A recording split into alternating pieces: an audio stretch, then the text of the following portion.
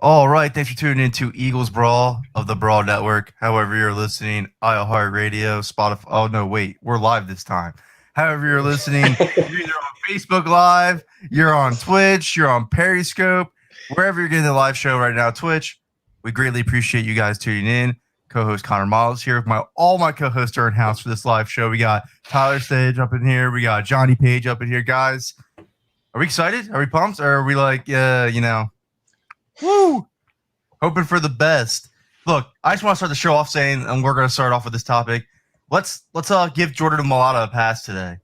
Let's whatever happens with Jordan Mailata, let's ride the wave. Let's take the growing pains of Jordan Mailata and take him in stride, guys. Because look, Eagle fans, be patient because you guys be know patient. How to, you guys know how to do that. Look, he looked good against the 49ers. It's the truth. He looked great. I for a first career start for a player who's never really played football, still getting used to the sport. Really first game action. Looked good. I thought he looked good. But again, it was against the 49ers backups. I mean, Kerry Hyder doesn't start for that team. He's a rotational end, but he's a good backup. The thing is, let's rewind back to the Super Bowl season since we always want to focus on that as Eagles fans. When Big V replaced Jason Peters right away off the bat, their growing pains showed often and early. He gave up 9 sacks this season. So that's what I'm saying. When we go into this game, and we need to understand that this O-line is completely overmatched on paper, talent for talent-wise, against the Steelers front seven. Let's give Jordan Mailata a pass today. Anything positive he shows me, I'm taking that in stride. Anything negative, I'm understanding the matchup, but I'm going to give him a chance to ride the wave. Ride the wave with Jordan Mailata. I think there's something you can still build off of there. I wouldn't let these next 2 weeks dictate for me what kind of player he is, just because first NFL game actually still getting his feet underneath him. Wasn't a real offseason. Wasn't expected to play left tackle right off the gate. Let's give Jordan Mailata some time, guys. Let's let him face these really front sevens these fierce front sevens he has the next couple of weeks before we throw him to the curb per se. He's got a tough matchup against Bud Dupree today. This off or defensive line from the Steelers can attack you in pretty much any way. Stephon Tuitt, Bud Dupree, Mailata is gonna be tested, this entire offensive line. But the good news is they played well this year. That hasn't been like a reason for Wentz's kind of bad start to the season. The offensive line's been intact, or not intact, but they've played well. Outside of Washington, it's been good. It hasn't been bad. Yeah, so I'm excited to see Mailata today. Like I said, I do think it's a little bit of a tough matchup against Bud Dupree, though. Mm-hmm. Yeah, I don't know. I'm sort of hoping you can convince me on today because I'm sort of going in very negatively. So that's part of the reason why I wanted to jump on here, because you're normally more positive than me. I sort of feel like with the offensive line, they're just going to get beat today. I know it's not a very popular take, but it just means they're going to have to scheme up a ton of things. Like, I think you're going to have to get Wentz on the move a ton. I expect to see a lot of screens. I want to see a lot of Sanders running. I think if we get 3rd and long and you actually make them sort of 5-7 step drops, I think the offensive line are going to big time struggle. So I think it's going to be on Doug today to try and sort of scheme some things up so they're not having to play in pass protection without any support. Because if you do put Jordan Mailata versus Dupree, you've obviously got TJ Watt and you've got others. I think you're asking for trouble, to be honest. Right, this is the game that you unleash Miles Sanders. This is the game you go full in on Miles Sanders. And then not only that, they need a wide receiver to step up this game. Some wide receiver needs to produce. I think it's going to be Greg Ward. I think this has to be a Greg Ward week. Mike Hilton, I know he's at least a known nickel corner per se, but his play's been awful this year. He blitzes a lot as well. He blitzes a lot. Well, the Steelers blitz a lot. Steelers in general blitz a lot. Yeah, that's what I would feed Greg Ward as your wide receiver. I would be, if Carson Wentz, I'm going into this game, I'm like, my most chemistry is with Greg Ward. John Hightower is still trying to itch into the NFL. I guess we get Quez Watkins this week, perhaps, but I mean, I don't expect much. Travis Fulgham again. Yes. This is his real second Eagles action with the team. J.J. Arcega-Whiteside, we already know at this point not to expect much. Yeah. I would just feed the wide receiver you have the most comfortability with, because we already know what's going to happen when we watch this game. Zach Ertz is going to be taken out of the game plan. They're going to double. Is JJ playing? Is JJ playing today? He was practicing. If anything, they make him inactive just because they scratch him themselves. If I would think, because he's been practicing. So no, I think he'll play because they were playing John Hightower X last game, and I would think that they would. You don't want John Hightower. You don't want John Hightower playing it. This team's view of J.J. Arcega-Whiteside's a little different than the fan bases and ours. Yeah. So I don't think that they would let what they would play JJ Arcega-Whiteside if he's healthy to play. I think he'll would start. If assume he's that. healthy, he should start. To be fair, That's a good conversation, though. We kind of talked about it after the game against the Niners, talking about how this team needs to be better against man coverage. Like the route concepts that Doug has drawn up, they're going to see a ton of man coverage today against the Steelers because they could bring that fifth rusher as often as they do. There's going to be a lot of single coverage. I want to see bunches. I want to see movement before the snap. And then like we talked about screens too. Don't be dry.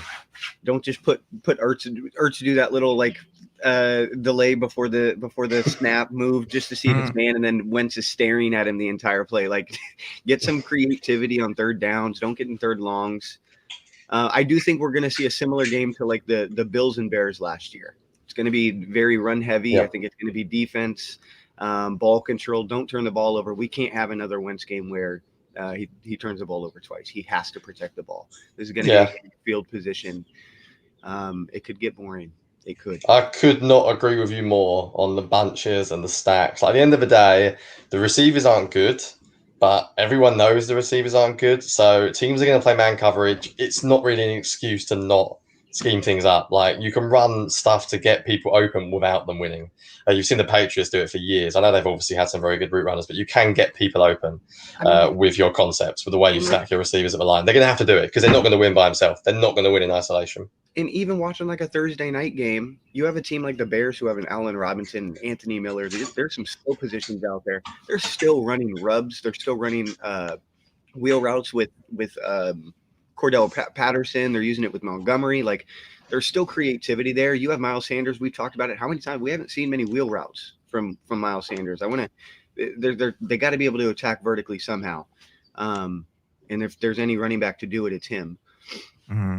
I think some max protection as well. Hopefully we see that. Sorry, Connor, just last thing. Hopefully we see some max protection. So they just don't run shot plays.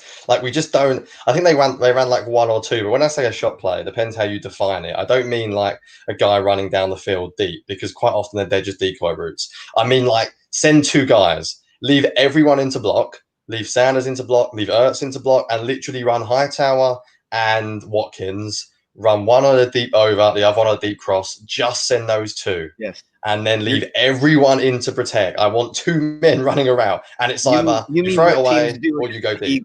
You mean what teams do every week?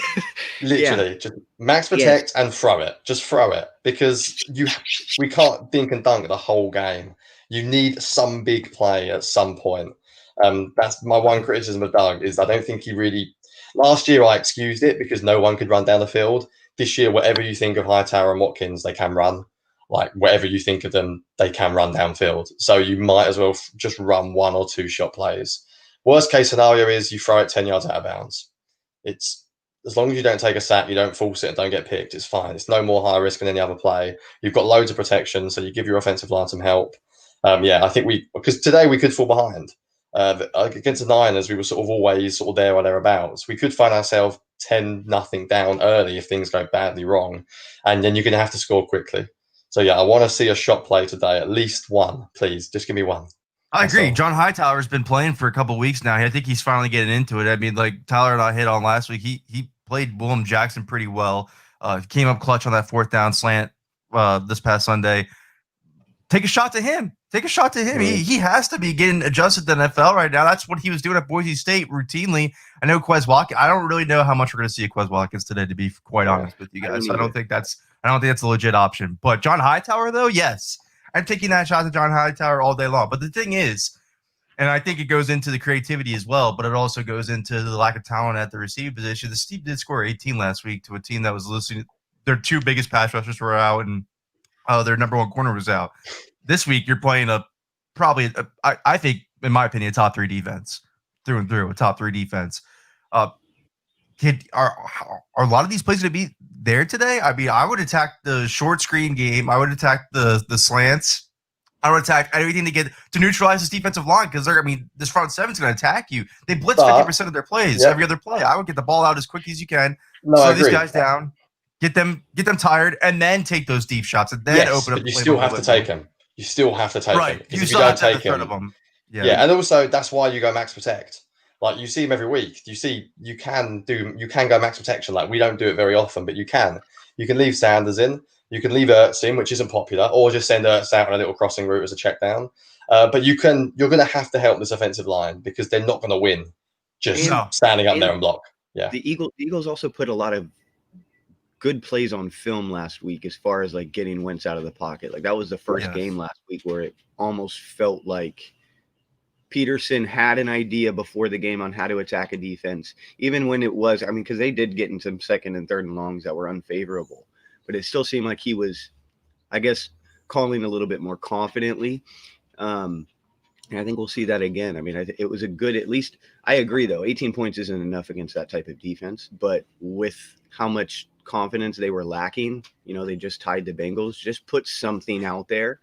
I think it's a big game just to get right on track, because that is a tough opponent to travel all the way to the West Coast. So yes, the Steelers defense is tough, but again, there should be shot. Joe Hayden's is fully capable of getting beat. He's not that great of a corner. Their secondary isn't that great, to be honest. It's not that great of a secondary. I do love Minkah Fitzpatrick, but as far as like their actual back end, I think there will be shots. And like you said, John Hightower, I think give him an actual shot, not just on a fourth quarter or in the overtime. Like, give him a deep shot, give him a go route.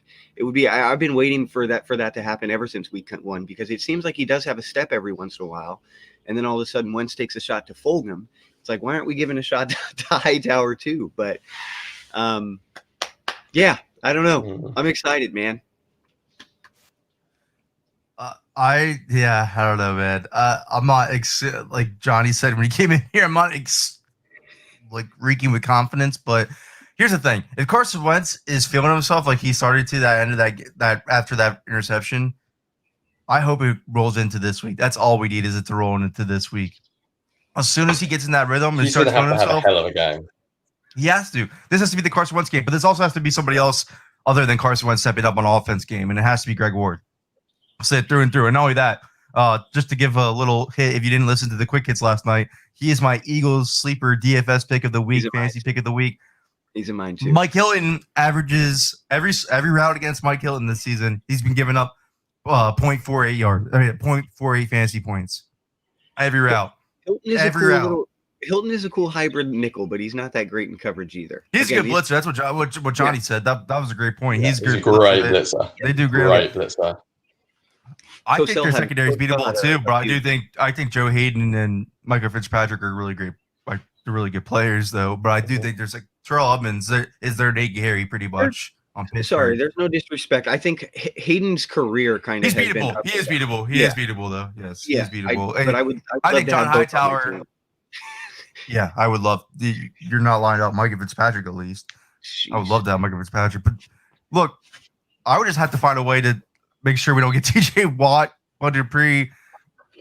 Carson Wentz's passer rating under the blitz this year is 28.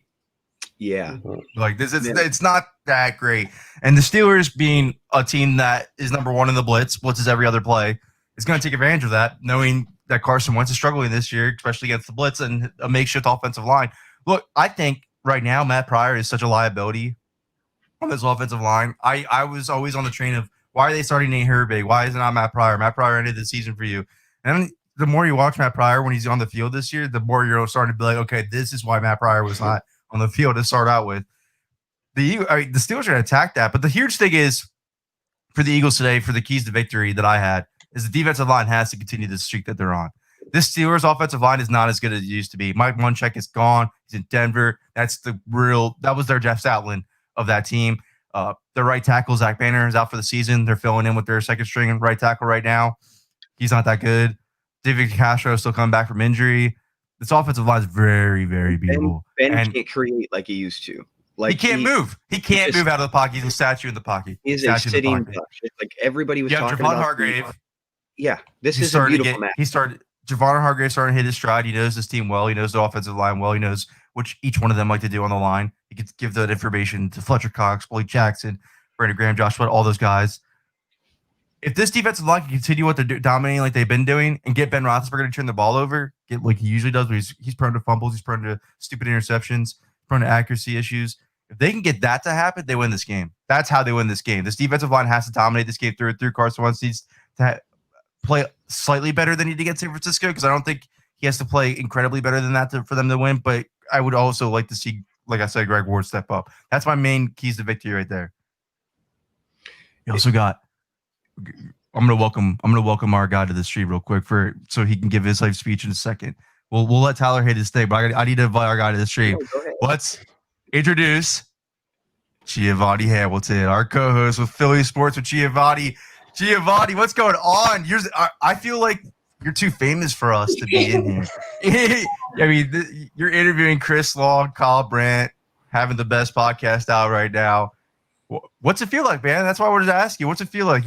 Nobody's really got to sit back and ask you what's going on, like how you feel about these interviews. What's going through Giovanni's mind now that all those interviews are out of the way? It's so awesome when I made a video asking those two people to be on, and in the matter of 10 minutes, both of them replied for each video. And it's so amazing because I would never expect to have people like that big be on my podcast, and it means a lot. They like being on too. If you listen to each episode, they're excited. They love talking football with you. I mean, you're becoming one of the smartest fans out there right now anyways. You're the face of the fan base. But I mean, what was it like interviewing Chris Long? I think all of us in here would love to interview Chris Long. So what was that like? How excited were you? It was really stressful because I was in school at the time. So I was doing school, just jumping around like I'm having Chris Long on my podcast. And I was doing science class. I'm like, yeah, I'm going to have Chris Long on my podcast in a few minutes. It was so funny. That was a good one, too. You asked him the good questions, and then, it reminded me of the Super Bowl run where he pretty much said why he came to Philadelphia, why he wanted to play with the Eagles, how those guys that he came in with, Patrick Robinson and those guys like that, were excited. And, I mean, great job, Giovanni. You did a great job. And then your Kyle Brandt episode, like Dakota's saying right here, was awesome. Awesome. Kyle Brandt was so impressed by you. He was like, Giovanni, you are the man. He asked about your hair, asked about all the 17 jerseys. Like, you're killing it, man. And then not only that, just so the viewers know, you have Nick Ertz coming on this week. Yeah. Zach Ertz's brother. Yeah. Yeah. So I think what the viewers want to know is, are you going to ask him what the heck is going on with the Eagles not targeting Zach Ertz? I might. I might keep it. I might keep it a secret. Just saying. Oh yeah, I like that. I like that. So, Giovanni, when you woke up this morning, I know I saw your hype video already, but for the viewers that didn't see it, how are you feeling? I'm really excited because this is the 80th time we've ever won against the Steelers, and we've actually won 48 of those games, and we're gonna make it 49.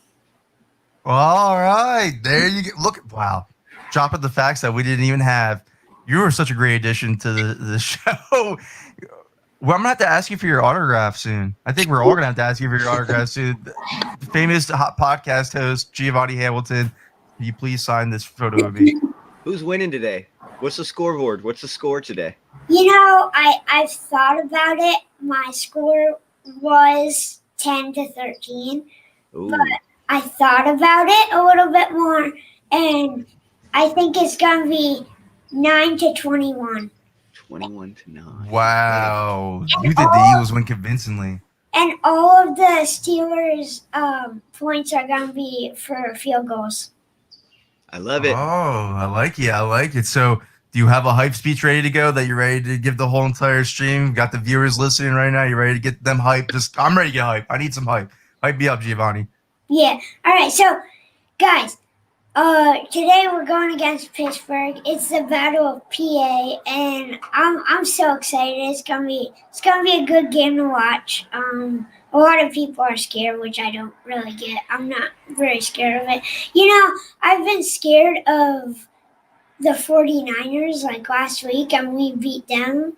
It's like, should I be scared of the Steelers so we win? I don't know if it's that, But I do have the magic tree right here. It's right The here. magic tree. Yes, the magic. It's already lit up. I'm so excited. I'm going to keep it lit up for the whole game. So, the magic tree makes the Eagles win. So, I'm counting on a win today.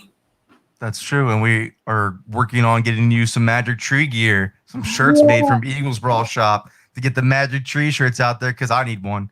I know I need to get the magic tree hype. You're right. The magic tree is up today. And if they do win, the first thing I'm tweeting out, the first thing I'm saying on Eagles Brawl is it's because Giovanni put the magic tree up. That's the reason why they're winning. That's the reason why they beat Pittsburgh. Now my confidence is against up to the roof against Baltimore next week. We got the magic tree on our side. We're ready to go. Honestly, I think that's why I'm so confident in this game. Hey, I'm superstitious as well. Whenever the team loses and I'm wearing a Pacific jersey, I'm like, I'm not wearing that jersey till next year. I'm not wearing that jersey till next season. That jersey's done. It's retired for this season now. Giovanni, thanks for covering all, man. That was some great hype. Great job. Just wanted to say from behalf of all of us here at Eagles Brawl, the Brawl Network, and then everybody commenting, all the viewers right now, you are killing this podcast, man. You were doing so well. Nobody expected you to do this good anyways. But the fact that you came in here, you take your notes for each episode just so everybody knows, because it's time to – you don't like to pat yourself on the back. You're incredibly humble, but it's time that we pat you on the back. You take your notes before each episode. You even came on here right away and gave us how many times the Eagles and Steelers have played. You do the homework. You do the research. You ask great questions. You are the man. You have a future in this industry, man. You're really good at your podcast. Your show's taking off. 3,000 listens for the Kyle Brand episode. 3,000 people listen to it. That's insane. That's insane, Giovanni. That is absolutely insane. Giovanni is the man. Look, everybody, the last couple comments so far have all been about you, man. You are taking over the world. We love it. Thanks for coming on, Giovanni. Great job with Philly Sports with Giovanni. I can't wait to listen to it this week. Thank you for having me. Of course, buddy. We'll see you this week. All right, bye. Bye. What a kid. I'm just thinking of like what type of flex that would be as a 13-year-old. Like, oh, I just got some shoes or whatever. And then like Gio's just like, yeah, I'm like going home and recording with like an NFL player and Chris Long. Like, can you imagine being at 13 years old? Like, yeah, I have a show on iHeartRadio, and if you want to check it out, Chris Long and Kyle Brandt were my recent guests, and I'm 13 years old. Like that kid is the man. That kid is the man. I love him. That is such a good point. Johnny, you made some crazy good DFS lineups last week. I did as well. I mean, I don't know how much money you won. I won $200 of my lineups. You played more than me. I everything in cash hit last week. The last 3 weeks, my cash lineups have hit every week. So I've doubled my money, but my GPPs are not hitting it. So if you've got any obscure, less than 5% players that are going off this week, I would love to hear them. We already hit on Greg Ward.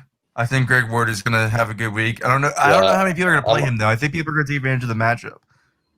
Yeah, it might. I mean, I don't know. It depends. Yeah, for DFS, it's also the Eagles. It's the Eagles. Yeah, I'm sort of avoiding Eagles players this week. But partly because if they don't work, then I'm sad about real life and I'm sad about DFS. So just ignore them. To be honest, I think this is a really easy week at running back and then a horrible week at wide receiver. So running back, Zeke, Mike Davis, Edward Solaire, James Robinson, and one more I'm missing. Kenyon Drake, because I think Kenyon Drake has a bounce back week. Oh, I'm done. I'm done on Drake. He can. But they're playing the Jets. So that's why I feel like Joe Flacco's going to turn the ball over. There's a lot of. I don't know. I'm playing him this week. I'm hoping. I'm out for on it. Drake. I'm out. Wait, I know you shouldn't let previous weeks, but I'm out. I'm done. He's in my season-long leagues as well. Look, I'm going to watch. Dakota just commented, and I absolutely agree. I hate to say I'm using a bunch of Cowboys players this week.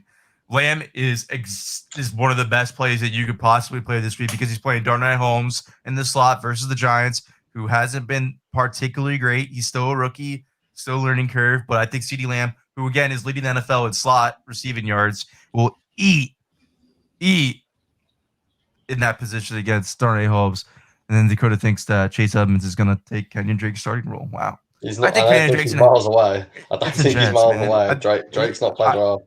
He has not. You're right. But, I mean, what you said, Mike Davis is – if you don't play Mike Davis against Atlanta this week for Carolina, you're missing out. Robbie Yeah. Anderson, also another huge play against Carolina this week. Not too huge on the DJ Moore pick. A lot of people are in on DJ Moore. I would pick Robbie Anderson of that wide receiver corps. Darius Slayton, though, against Dallas. If you guys don't play him at 4,800 against DraftKings, I don't know what to tell you.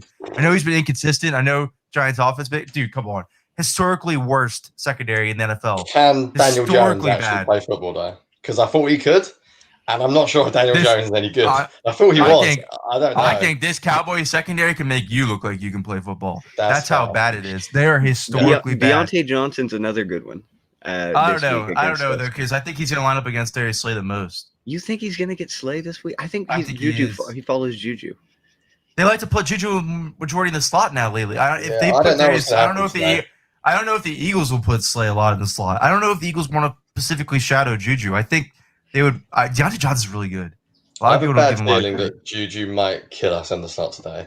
I Like, think he's who going are to. we expecting to start? Are we expecting a Roby Coleman, or do we think Either way, if it's LeBlanc or Ruby Coleman, Juju's going to kill them. So he's good, Juju. Yeah, it's tough. I don't Juju's know. in a lot. Juju's in every single one of my DFS lineups. I made 5 lineups today. He's in every single one. Trey Wow. Burton, I think, is a good value pick as well too this week. Yeah, Targeted 5 times last week for his first game back. They don't have Pittman. They're running a lot of 12 personnel over there with Frank Reich against that Cleveland Browns secondary. That safety position's depleted. I think Trey Burton's a huge 2,900 on DraftKings. I think that's a great value play. I wouldn't be we afraid to shy away from Trey expect Burton. Mills to start outside. I think so. Yeah, I feel like we've I just wouldn't one mind good it. corner short. Chase Claypool. I think Mills can take Claypool. Yes, I think Mills so can take too. Claypool. I think the big physical wide receivers Jalen Mills does fine with. That's why I'm all right with Jalen Mills being on Chase Claypool this week.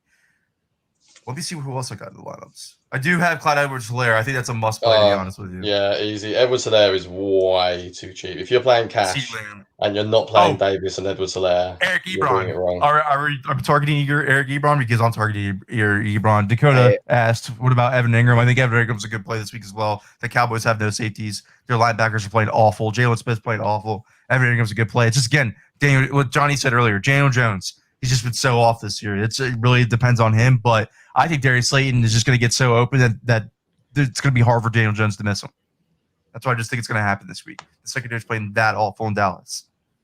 Another guy I like is, like we said, Greg Ward. Eric Ebron, I think, is just going to eat against this linebacking corps. Darren Waller as well. Darren Waller's a good pick, yeah.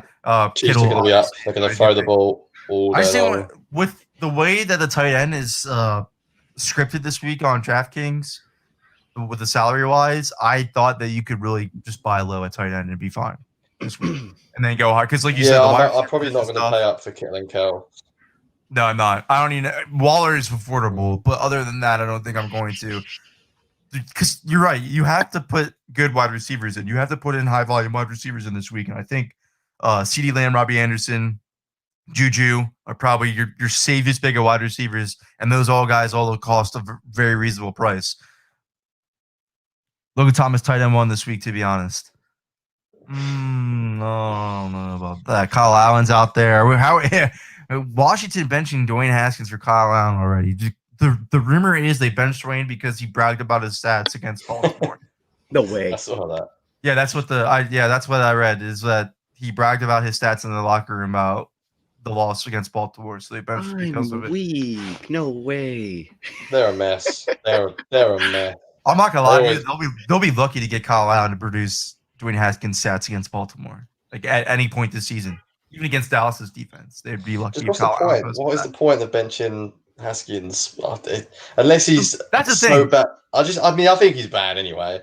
But unless he's that bad, Yeah, I thought he was bad too, but I mean, your options at quarterback you don't really know right now. what's the So point? like Kyle Allen and Alex Smith, whose career should be over as is.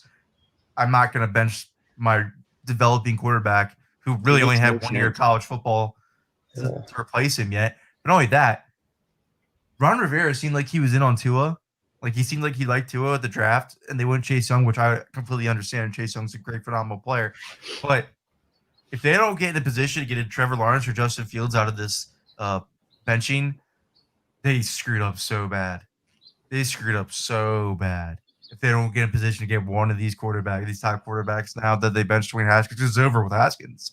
You'd have to assume it's over with him now. That's done there. I didn't think they were that in on him anyways. It's not Rivera's quarterback, so he's obviously making that known that early that he doesn't care. It's not my quarterback. But it's interesting that they had a position to where they could have added a Justin Herbert or a Tua.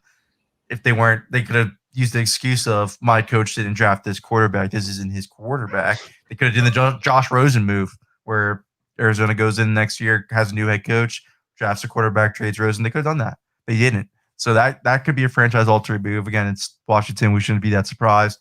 But Chase Young's a great player. Anyway, they still got a great player. The what-if game is always funny to play. So I'm just playing right now. But, I mean, if Tua looks great, if Justin Herbert looks great, and Chase Young's just getting sacks for you, and you still can't figure out the quarterback position, and you didn't get yourself in a position to get a top quarterback in this upcoming draft, yikes. They should have a chance this year. To get a top quarterback? Yeah. I think so too. They're not that good. The Eagles didn't lose to Dwayne Haskins. They lost to Washington's D-line. That D-line won that game for them. That's really what it was. Carson Wentz turned it over because of that D-line. I mean, Carson Wentz played that way because of that D-line. That game was lost because of that D-line. Fuck that. It'd be so much better if they were 2-2 and whatever it would be. 2-2-1. Oh, that loss will kill me. That loss, that tie. I don't want. I mean, tying against the Bengals was not something that was. I can deal with a tie. Like the loss of the Washington was that was. What can you say? After being up 17. Oh, to Haskins. Oh, that loss. Kyle, actually, this is a good comment by Dakota because Antonio Gibson is definitely one of my major players this week. If you want to buy, that's a flex play though. I wouldn't play him at my running back too. I would buy if you're going to play Antonio Gibson in your DFS lineups, you should go heavy at running back and then put Antonio Gibson in your flex because he's $5,000 on DraftKings. Yeah. But he's right. Kyle Allen will definitely. That's what he did all last year with CMC. Dump it off to CMC. Dump it off to CMC. Dump it off to CMC. Throw it to CMC. He's going to target. I think if anything, he's targeting the running back position the most. It's going to be Antonio Gibson's going to thrive for Kyle Allen. It's a good, it's a good pick to go. I quite like Gibson. He's a good player. I'm not sure. He's a good player, and he could be a high volume pass catcher out of the backfield type player. Yeah, I'm just not sure you need the value this week in DFS terms. I think at running back, there's too many good guys in that 6,000 range, like Davis, Sanders, Robinson. That's why he'd be my flex play. There's no way that would. Yeah. Right. There's no way I buy down on running back and play him at running back. If anything, it's my flex. So I'm trying to fill out the rest of my lineup. I need that flex.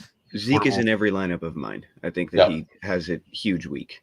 I think this would be they've passed the ball like 50 times a game. I think the Giants defense is better versus the run than they used to be. I will say that though. Yeah. Blake Martinez that Cowboys offense just scores though. That Cowboys offense just. I know. Are you worried about the O line though? Because Tyron Smith is out. Yeah, true. But Zach Martin's playing right tackle now. Yeah, Zeke is good. Yeah. I mean, we know Zeke's really good, but he looks very healthy at the moment.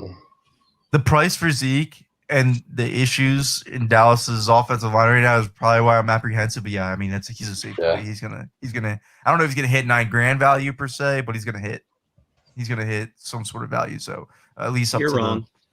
You're wrong. I'll take the L. You're wrong. No, I'm just. All right, guys. I mean we ran a really pretty good episode. I didn't get score predictions though. We need to get some score predictions. I had on my quick hits episode. My reasoning for this was reverse psychology. So I said 21-16 Steelers. Reverse psychology be my reason. So it's my easy cop out. But go Birds, baby. I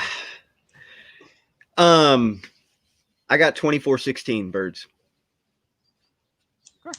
I had 24-20 Steelers. I would like it to be the other way around. Clearly, I'm doing a podcast with traders. All right, 45-0 Eagles. Sorry, that's my official prediction. Ooh, and then Mark comments saying 23-17 Birds. So at least the Eagles are going to win. The Eagles need to hit 20. This sounds very obvious, but they're not going to win with 18 points today. And they're probably going to need to hold Pittsburgh. If Pittsburgh get anywhere above 24, I don't think the Eagles can chase it. I think the Eagles' offense has a limit of 24 points. Darius Slay gets his first INT today. We said that last week. No, it's happening today. He could. I think that's a legit pick this week. Is Darius? And if not this week, next week it will be the first. Yeah, week. Right. We've done it every running week. Yeah. Mike says 23-20 Birds. Jake Elliott seals it on the last minute field goal. I don't want an anxiety filled game. Just let me enjoy it. We're getting a anxiety-filled game. 28-24 Eagles. Jalen Hurts comes into a lopsided game and gets the W. Yeah, fuck out of here. Yeah, no, Who's that? That's a friend trolling me. That's a friend trolling me. He always brings up Jalen Hurts whenever. All right, guys. Thanks for tuning in. I appreciate any way you watched. Facebook Live, Twitch, especially Twitch, because we're really trying to grow that Twitch game up. Please keep tuning in on Twitch. Periscope, wherever you saw the live show, we greatly appreciate it. We hope your DFS picks help you out this week. We hope this breakdown gave you guys some analysis. And then not only that, Giovanni gave you guys some great hype. Gave us all some great hype. So I'm excited for this game. Go Birds!